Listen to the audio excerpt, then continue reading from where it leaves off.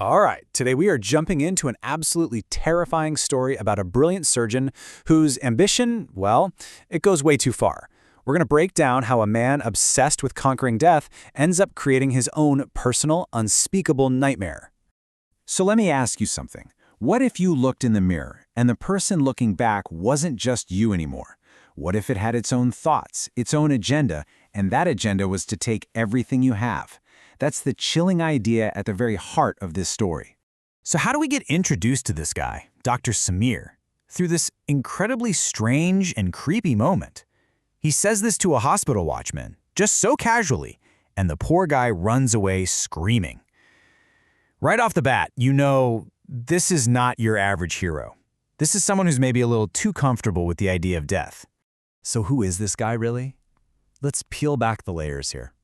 Because under that respectable, brilliant surgeon exterior, there's a secret, a really dark obsession that's about to unravel his entire world. You see, Samir lives a double life. By day, yeah, he's this amazing surgeon everyone looks up to. But when the sun goes down, he becomes something else entirely. He steals unclaimed bodies from the morgue for his secret lab. And in his mind, he's not doing anything wrong. No, he truly believes he's a pioneer, that he's on a righteous quest to do what no one else has ever done, to completely and totally defeat death. His latest experiment is on a heart attack victim. He figures, no major trauma, perfect candidate. He puts the body in this big glass chamber, floods it with all these chemicals, and for just a second, he thinks it worked. The eyes flicker open, but nope. He pulls the body out and is just dead, nothing. And he's so furious, so disgusted by his failure, he just hauls the body outside and throws it away. But here's where things get really, really weird. As Samir walks away, that corpse he just dumped, it sits up. Then it stands. It's standing right outside his window, staring in at him. And it's not just a blank stare. No, it has this creepy, knowing smile on its face. So his experiment didn't fail at creating life. It just created something he had absolutely no control over. Now, you'd think a reanimated corpse smiling at you would be enough for most people to just stop. But not Samir. His obsession doesn't go away, it just mutates. It turns into something way more abstract and a whole lot more dangerous. So his new plan, it's completely out there. Here's how his twisted logic works. He thinks, okay, my reflection, it's a perfect copy of me. It's alive. And he starts to see mirrors not as glass, but as gateways. He gets it in his head that if he can just figure out how to pull that reflection out of the mirror world and into ours, he can create a perfect living clone. He's moved on from biology to pure madness.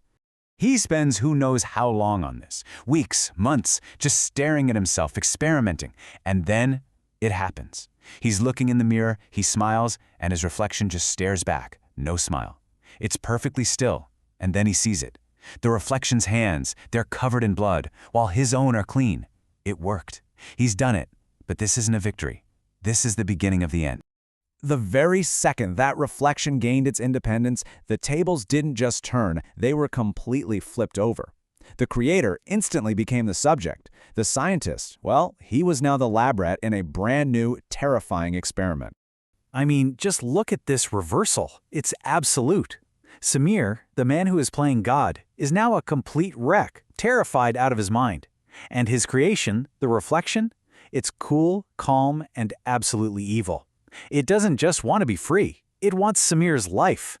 And so begins this relentless campaign of pure psychological torture. Anytime Samir sees a reflective surface, a window, a puddle, anything, it's there. Sometimes it just silently draws a finger across its throat. Other times it's holding up pictures of Samir's family and lighting them on fire inside the mirror. It even whispers to him, promising to make him utterly and completely alone. And really, this one line from the reflection sums up the entire horror of his situation. This isn't about a physical fight. It's about total mental domination. It's a promise that no matter where he goes or who he's with, the only thing he'll ever really see is his personal tormentor. Samir is at his breaking point. He's been pushed so far that he decides there's only one option left. He has to destroy the mirror. He has to destroy the monster he created. So he grabs a heavy sledgehammer, storms into his lab, and just goes to town on the mirror, smashing it into a million tiny pieces.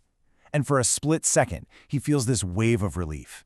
He's screaming in triumph, thinking he's finally free. But then, a sharp, searing pain rips through his body.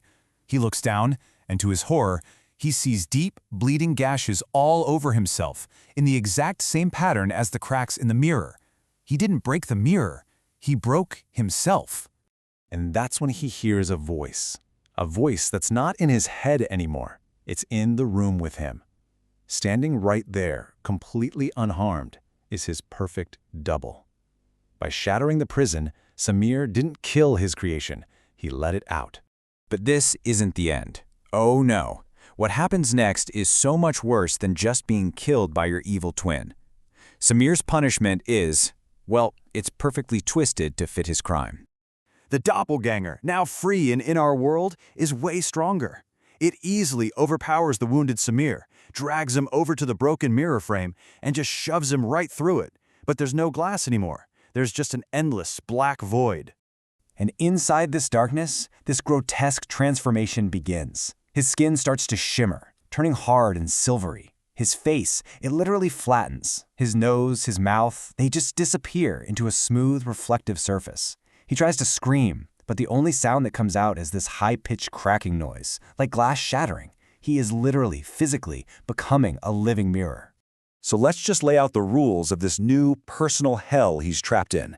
He is a mirror, he can't die, and he can't escape. And here's the worst part. His doppelganger out in the real world quickly figures out that any pain it inflicts on itself, Samir feels. So it can cut its own arm, and Mirror Samir will bleed. He's become a living voodoo doll for his own creation, sentenced to an eternity of conscious torment. And what does the doppelganger do with this newfound freedom? It calmly puts on a fresh white coat, gives a little smile to its own reflection, the screaming, suffering man trapped inside the mirror, and then just walks out of the lab, ready to step right into Dr. Samir's life. And that leaves us with the story's final, haunting reality. The man who wanted to be God and conquered death is now nothing more than an object, a silent, eternal witness to his own stolen life. He's trapped forever, showing the horrifying truth of what happened, but completely unable to tell a soul. A perfect prison.